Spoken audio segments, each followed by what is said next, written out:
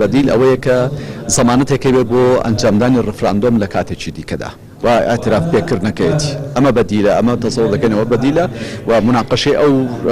هەموو پێشنیار و ئۆفەرانش دەکەین کە تەقدیم کراوە. ئێمە دەرگامان کراوە بووە و هەوڵیشمان داوە پێشترش بۆی کە لەگەڵ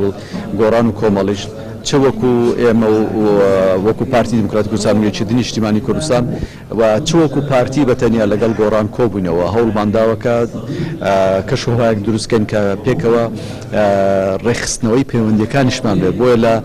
کۆبوونەوەی دووقۆڵی آخر کۆبوونەوەی دووقۆڵیمان کە لەگەڵ گۆڕاندا کردمان 6 خاڵمان بۆ ئەجنداکە ئامادەکرد بوو یەکەمین خاڵی ڕێخستنەوەی پەیوەندیەکە دووقۆڵەکانی